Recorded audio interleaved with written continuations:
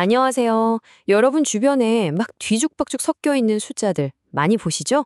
그 속에요, 사실은 놀라운 이야기가 숨어 있거든요. 자, 지금부터 이 복잡해 보이는 데이터에서 아주 명확한 의미를 찾아내는 여정 함께 떠나보시죠.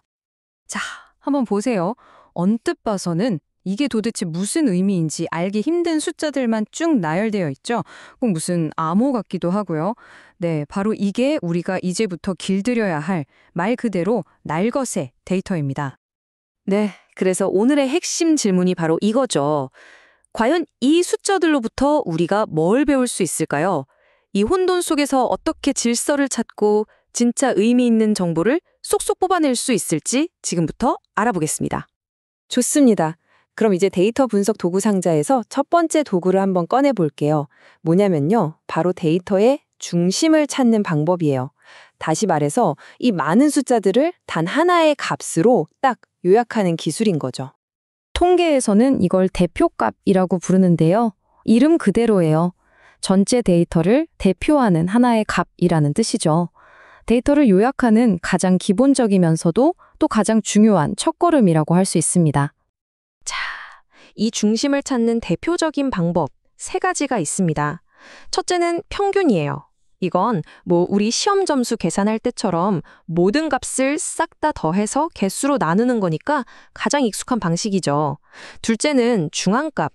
데이터를 마치 키 순서로 줄 세우듯이 쫙 배열했을 때 정확히 한가운데에 위치하는 값이에요.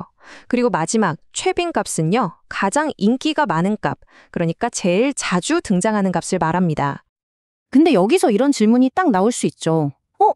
잠깐만요. 그럼 데이터 개수가 짝수면 한가운데 값이 두 개가 되잖아요? 와, 정말 좋은 질문이에요. 그쵸? 그럴 땐 중앙값을 어떻게 찾아야 할까요?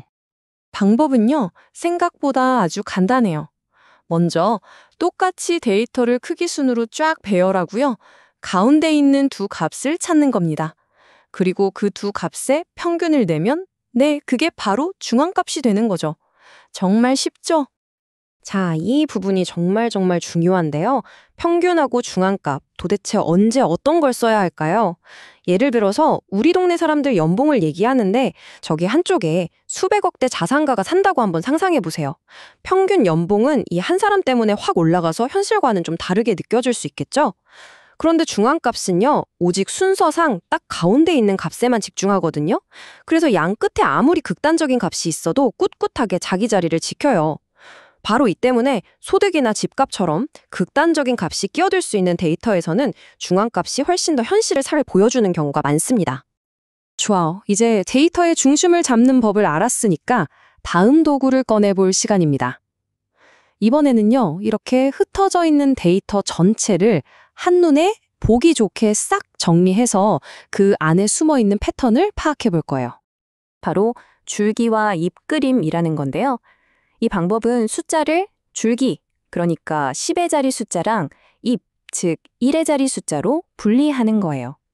이렇게 하면 데이터를 정렬하는 동시에 전체적인 분포 모양까지 한눈에 보여주는 아주 영리한 시각화 도구라고 할 수 있죠. 자, 바로 이거예요.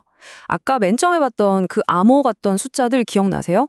그중 일부를 이렇게 정리하니까 어때요? 와, 훨씬 깔끔해졌죠? 20점대, 30점대, 40점대 점수가 어떻게 분포되어 있는지 그냥 바로 보이잖아요. 딱 보니까 30점대 학생들이 가장 많네요. 근데 만약에 데이터가 이보다 훨씬 더 많아지면 어떡할까요? 줄기와 잎그림으로 이걸 다 표현하기는 좀 힘들겠죠? 바로 그럴 때 쓰는 게 도수 분포표입니다. 이건 데이터를 60점에서 70점 사이처럼 일정한 구간, 이걸 계급이라고 부르거든요. 이 계급으로 묶고요. 각 구간에 몇 명이 있는지, 즉 도수를 세어서 정리하는 훨씬 더 체계적인 방법이에요. 여기 줄넘기 점수로 만든 도수분포표 예시를 한번 보세요. 60회 이상, 70회 미만 같은 이런 점수 구간이 바로 계급이고요. 그 안에 속한 학생 수가 바로 도수가 되는 겁니다. 이 표 하나만 보면 8명 전체의 점수 분포가 아주 깔끔하게 요약되죠. 자, 이제 데이터가 깔끔하게 표로 정리됐어요. 근데 사실 우리 뇌는 글자보다는 그림을 훨씬 더 잘 받아들이잖아요.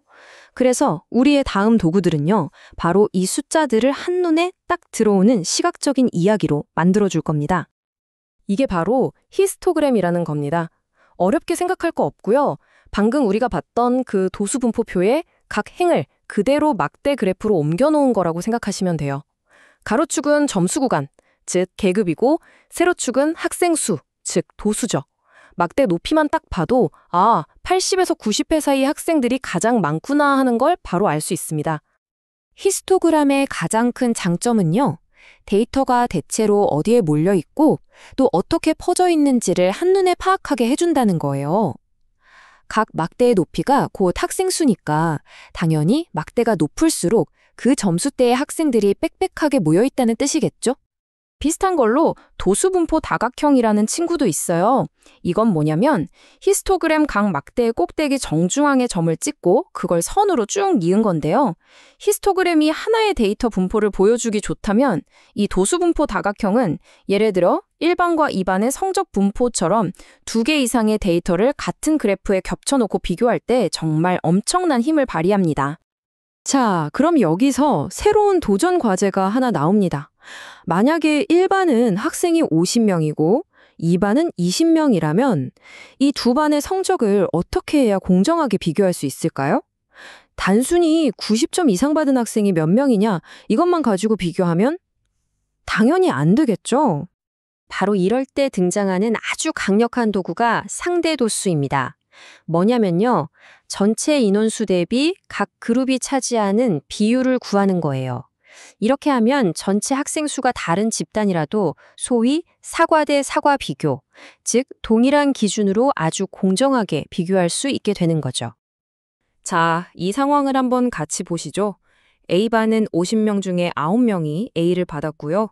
B반은 20명 중에 3명이 A를 받았어요. 그냥 단순히 A를 받은 학생 수만 딱 놓고 보면 A반이 3배나 많으니까 훨씬 잘한 것처럼 보이잖아요. 과연 그럴까요? 자, 먼저 A반부터 계산해 볼까요? 9명을 전체 50명으로 나누면 0.18이 나오죠. 다시 말해 A반 학생들의 18%가 A를 받은 겁니다. 그럼 B반은 어떨까요? 3명을 전체 20명으로 나누면 0.15, 그러니까 15%입니다. 자, 이제 결과가 명확해졌죠? 단순히 학생 수만 봤을 땐 A반이 훨씬 잘한 것 같았는데 비율로 따져보니 A반이 18%로 15%인 B반보다 여전히 더 잘했네요. 이처럼 상대도수는 우리에게 진짜 공정한 비교를 가능하게 해줍니다. 이게 바로 상대도수의 힘이죠.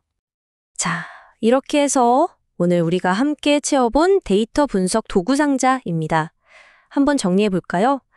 데이터의 중심을 잡기 위한 평균, 중앙값, 최빈값, 데이터를 정리해서 패턴을 보기 위한 줄기와 잎그림, 도수분포표, 또 한눈에 이야기를 보여주는 히스토그램과 도수분포 다각형, 그리고 마지막으로 크기가 다른 그룹도 공정하게 비교해주는 상대도수까지 이제 여러분은 이 모든 강력한 도구들을 갖추게 되신 겁니다. 이제 여러분 손에는 이 강력한 데이터 분석 도구들이 쥐어져 있습니다. 진짜 중요한 질문은 이거겠죠? 여러분 주변을 둘러싼 그 수많은 데이터 속에는 과연 어떤 이야기가 숨어 있을까요? 오늘 배운 이 도구들을 가지고 직접 그 숨겨진 이야기를 한번 찾아보시는 건 어떨까요?